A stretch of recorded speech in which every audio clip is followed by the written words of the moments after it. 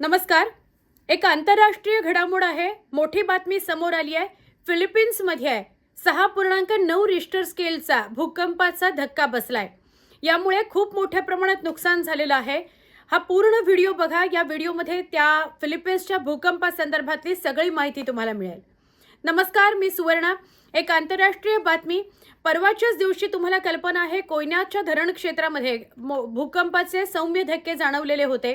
महाराष्ट्रामध्ये या भूकंपाची चर्चा होते न होते तोच मंगळवारी रात्री उशिरा स्थानिक वेळेनुसार 9:59 म्हणजे 10 वाजताच्या दरम्यान रात्री फिलिपिन्समध्ये 6.9 रिश्टर स्केलचा मोठा भूकंपाचा धक्का बसलेला आहे. तर हा भूकंपाचा धक्का इतका मोठा होता की अनेक घरांची पडझड झालेली आहे. 60हून अधिक लोकांचा जीव गेलेला आहे आणि 150हून अधिक लोक जखमी झालेली आहेत. नेमका केंद्रबिंदू कुठे होता या फिलिपिन्समधल्या अर्थक्वेकचा किंवा भूकंपाचा?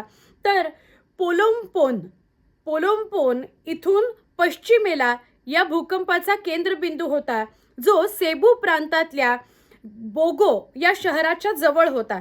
त्यामुळे सेबू प्रांताचं खूप मोठ्या प्रमाणात नुकसान झालेलं आहे आणि त्यातही विशेष म्हणजे बोगो शहरामध्ये खूप मोठ्या प्रमाणात नुकसान झालेलं आहे. कलापेच्या पूर्व आग्नेय भागाला 11 किलोमीटर हा भूकंपाचा केंद्रबिंदू आहे.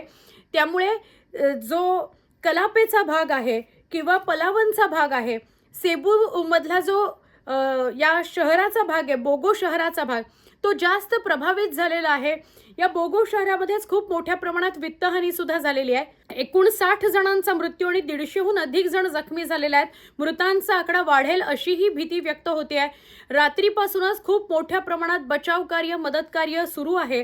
ज्यांना बाहेर काढलं जात आहे त्यांना बोगोमधल्याच हॉस्पिटलमध्ये दाखल केलं जात आहे त्यांच्यावर उपचारासाठी म्हणून. तर सेंट पीटर अँड पॉल एक्सपोर्टल पॅरिश चर्च याचं सुद्धा खूप मोठ्या प्रमाणात नुकसान झालेलं आहे या भूकंपामध्ये. अनेक भागात सध्या वीज पुरवठा खंडित आहे. त्यामुळे पंखे नाहीत, लाईट नाही, अशा पद्धतीने काम बचावकार्य पथकाला सुद्धा करावं लागतंय. हे जे चर्च ज्याचा मी आत्ताच उल्लेख केला, दगडी असं जुनं चर्च होतं, त्यातले सुद्धा वीज पुरवठा खंडित झालाय आणि त्यातला सुद्धा जो वरचा कमानीचा भाग असतो तो सगळा कोसळलाय अशी माहिती मिळते. एक गाव आहे, बोगोच्याच जवळचं एक गाव आहे, जिथे खूप मोठ्या प्रमाणात भूस्खलन झाले. कारण डोंगराळ भागात सुद्धा खूप मोठ्या प्रमाणात नुकसान झाले या भूकंपामुळे. त्यामुळे या गावात भूस्खलन झालेलं आहे. मोठमोठे दगड खाली कोसळलेले आहेत आणि ते ज्या घरांवर कोसळलेले आहेत त्या घरांचं खूप मोठ्या प्रमाणात नुकसान झालंय. काही जण दाबले सुद्धा गेले, त्यांना बाहेर काढण्याचं काम सुरू आहे. एकाच वेळेला खूप ठिकाणी लक्ष द्यावं लागतंय तिथल्या आपत्ती व्यवस्थापनाला, पण मोठ्या प्रमाणात बचाव कार्य सुरू आहे असं कळतंय आणि स्थानिक लोक सुद्धा मदतीला धावलेली आहेत. काल जेव्हा भूकंपाचे धक्के जाणवले, इतक्या तीव्र स्वरूपात होते, त्याचे जर दृश्य तुम्ही बघत असाल तुमच्या अंगावर काटा येईल. काही कळायच्या आत खूप मोठ्या प्रमाणात भूकंपाचे धक्के जाणवायला लागले आणि मग लोकांनी घराबाहेर पळ काढला. पण जे लोक घराबाहेर पडू शकले नाहीत आणि ज्यांच्या इमारती किंवा घरं कोसळली ते त्याखाली दाबले गेले, यामध्ये 60हून अधिक जणांचा मृत्यू झाला. आत्ता तरी अधिकृत आकडा 60 असा येतोय आणि 150 जणांचा जखमींचा अधिकृत आकडा येतोय, पण तो सुद्धा वाढू शकतो. आत्ता जी धावपळ आहे ती म्हणजे बचाव कार्याची, जे कोणी अडकले असतील त्यांना बाहेर काढण्याची, त्यांना सुरक्षित स्थळी हलवण्याची.